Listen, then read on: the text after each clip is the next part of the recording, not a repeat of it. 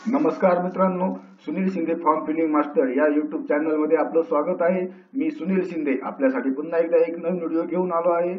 तुमच्या गावची मतदान यादी कशी डाउनलोड करायची। तर मित्रांनो, आपण या व्हिडिओद्वारे मतदान यादी कशी डाउनलोड करायची, त्यानंतर आपलं नाव त्यामध्ये कसं सर्च करायचं, तसेच मतदान यादी आपण आपल्या वार्डनुसार पण यामध्ये डाउनलोड करू शकतो, याची संपूर्ण माहिती बघण्यासाठी मित्रांनो आपण हा व्हिडिओ नक्की शेवटपर्यंत पहा।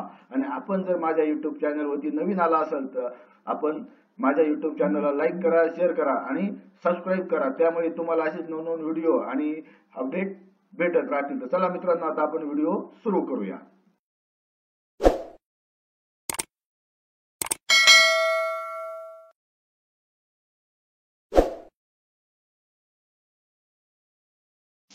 तर मित्रांनो, या ठिकाणी गुगल मध्ये सुरुवातीला मतदार यादी डाउनलोड 2024 असे टाइप करायचे आणि त्यानंतर एंटर द्यायचं आहे। एंटर दिल्यानंतर मित्रांनो, या ठिकाणी ceo.maharashtra.gov.in अशी वेबसाईटची लिंक दिसेल, त्यावरती क्लिक करायचं आहे। त्यावरती क्लिक केल्यानंतर मित्रांनो, आता वेबसाईट ओपन होत आहे। या वेबसाईटची जी लिंक आहे ती मी माझ्या डिस्क्रिप्शन बॉक्स मध्ये टाकलेली आहे, आपण तिथून पण लिस्ट डाउनलोड करू शकतो। मित्रांनो, वेबसाईट ओपन झाल्यानंतर या ठिकाणी इलेक्टेड रोल हा ऑप्शन आहे, त्यामध्ये पीडीएफ इलेक्ट्रोल पार्ट वाइज असा ऑप्शन आहे, त्यावरती क्लिक करायचे आहे।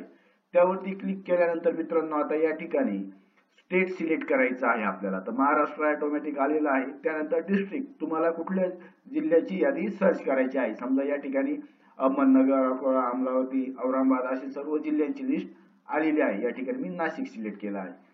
त्यानंतर या ठिकाणी असेंब्ली कॉन्स्टिट्युएन्सी म्हणजे या ठिकाणी आपला जो मतदारसंघ आहे तो मतदारसंघ, आता या ठिकाणी नाशिक जिल्ह्यातील सर्व मतदारसंघ या ठिकाणी आलेले आहे। तर या ठिकाणी आता नाशिक मध्ये तुम्हाला ज्या मतदारसंघाची यादी बघायची आहे ती यादी आपण या ठिकाणी बघू शकतो।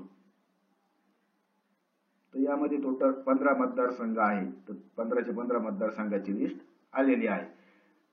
या ठिकाणी आपण आपला मतदारसंघ सिलेक्ट केल्यानंतर ती लिस्ट आपल्याला कोणत्या लँग्वेज मध्ये डाउनलोड झाली पाहिजे, इंग्लिश, मराठी। तर या ठिकाणी मी मराठी सिलेक्ट करतो। मराठी सिलेक्ट केल्यानंतर या ठिकाणी आपल्याला कॅप्चा टाकून घ्यायचा आहे। तर मित्रांनो, कॅप्चा हा केस सेन्सिटिव्ह आहे, स्मॉल असेल तर स्मॉलच लेटर टाकायचं आहे। आणि त्यानंतर मित्रांनो, या ठिकाणी खाली आपले गाव वाईज लिस्ट आलेली आहे, त्यामध्ये आपल्या ज्या पद्धतीत वार्ड नंबर आहे त्या पद्धतीत या ठिकाणी लिस्ट आलेली आहे। तर यामध्ये आपल्याला समजा ज्या गावची लिस्ट सिलेक्ट डाउनलोड करायची आहे ते गावचं नाव आपण या ठिकाणी सर्च करून घ्यायचं आहे। यामध्ये टोटल 20 रेकॉर्ड्स आहे, एका पेजवरती 20 बूथची लिस्ट आहे। तर यामध्ये आपल्याला या ठिकाणी नेक्स्ट करायचं आहे, म्हणजे मग आपण आपल्या गावचं नाव या ठिकाणी सर्च करू शकतो। तर अशा पद्धतीने मित्रांनो, यामध्ये समजा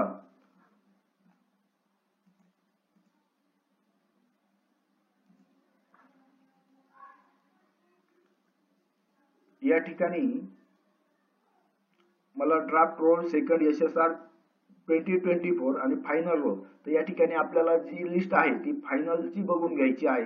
आणि त्यानंतर आता जर कोणी मतदार यादीमध्ये नाव नोंदवलं असेल तर ते सप्लिमेंट मध्ये आपलं आलेलं आहे। आणि या ठिकाणी जनरल इलेक्शन विधानसभा 2024, तर समजा या ठिकाणी हे जे गाव आहे त्या गावावरती इथे जनरल इलेक्शन विधानसभा 2024 वरती क्लिक करायचं। त्यावरती क्लिक केल्यानंतर मित्रांनो, आता आपल्याला आपल्या गावची जी लिस्ट आहे मतदार यादी ती आता डाउनलोड होत आहे।